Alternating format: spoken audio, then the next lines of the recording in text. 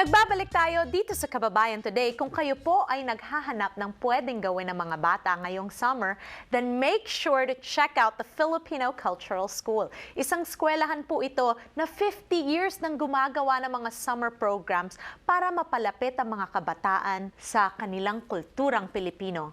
Kasama natin today on the show, Samantha Pepito, who is the Administrative Coordinator, and ang kanyang pinsan, si Ian Luna, who is the Financial Coordinator of the Filipino Cultural School. Hi, guys. Hi. I'm so excited that both you pinsans are on the show. Family, we always welcome family on the show. But not only that, the Filipino Cultural School, FCS, we've featured them before. We had the founders here. And this is a school that we love to celebrate because it really exemplifies what it means to be a Filipino here in America. Right? So I want to ask, before we talk about the summer programs that you have for the youth, I want to know, how did the two of you get involved in FCS? Well, for me, our current co-president, Paulo Roca, he actually invited me to see what this program was all about. And from there, since 2013, I've been involved.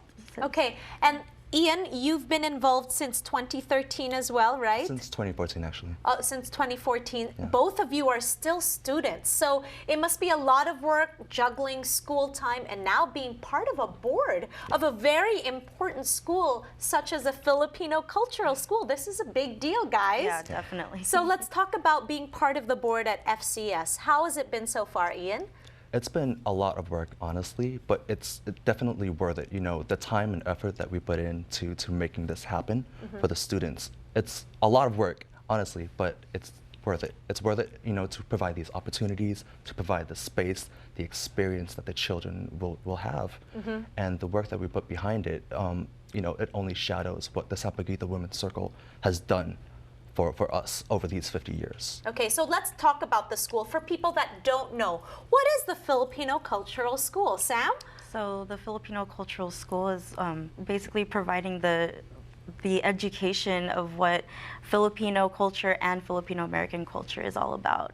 And what we deal with today is culture-wise. Yeah, because sometimes you need other Filipinos here in America to bond with and get to know, especially when you're young and you're growing up, because you're trying to understand what it means, right, to be a Filipino-American. And because, you know, come July, we celebrate 4th of July, of course, there's always this question of how Americanized is the Filipino? But the question should be, how Filipino is the American, right? So I know both of you grew up here in America.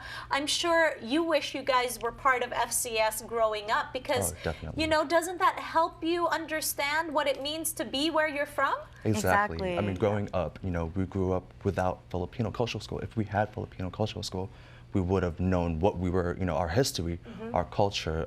We would have known to continue speaking our language.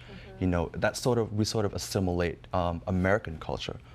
We sort of assimilate English language, you know, and Tagalog, or especially us, waray, sort of, you know, it gets pushed down, and then you sort of, over time, assimilate the American culture. Right, and but you have to look in the mirror and you have to see, wow, I live in America, but guess what? I am Filipino. And there's this resurgence of pride of being Filipino. You know, that during my day and age, it wasn't cool to sort of be like, hey, I'm Filipino. But now, as you can see, we're very proud of our culture, you know? And so it's really important that we surround ourselves with people that are also continuously searching for what that means, right? So it's the definition of what it means to be Filipino in America. And now, because it's summer, I have kids, and we're growing up in America, and I want them to understand what that means. You know, our culture, it's so colorful and rich, but how are they going to know about it unless they're part of this, you know, community that helps them to understand? So what can parents expect? Should they enroll their children in the Filipino Cultural School? Well, parents should expect, you know, to have their child immersed into Filipino culture. Of course, we're not going to jump right into it. We're going to introduce the basics. You know, we used to play these games in the Philippines. You know, these are the basics of the language, and then we sort of slowly immerse them into Filipino culture, expose them to everything that is Filipino, so they get a sense of what their history is about, and they familiarize themselves. They know what's at home. They know the food. They know the language. They know how to greet their lolas, and they familiarize themselves with it, and that way we promote that exposure. Yeah, well, I just have to say, coming from a parent's perspective, it's so easy to just say, it's okay. They don't need that. Yeah. I speak to them in Tagalog sometimes, not all the time. Or, we eat adobo naman. That's enough. But really, it isn't. No. Because, then the youth will grow up really hungry for what that means. Like, what is it? I don't understand my culture. And kids are curious. They want to know. They want to know Mm-hmm. what they're all about. And Yeah. That's true. Okay, so when we return here on the show, we're going to talk about all the curriculum that you guys have put together. The curriculum, mga kababayan, has been developed by students themselves. So it's really exciting because it really is a generation, like the new generation is passing on, what it means to be Filipino to the next generation. And so we keep the cycle going so we understand what it means to be here in this land, right? So when we return, kasama pa rin natin si Sam at si Ian at pag-uusapan natin ang Filipino Cultural School. Don't go away, we'll be right back.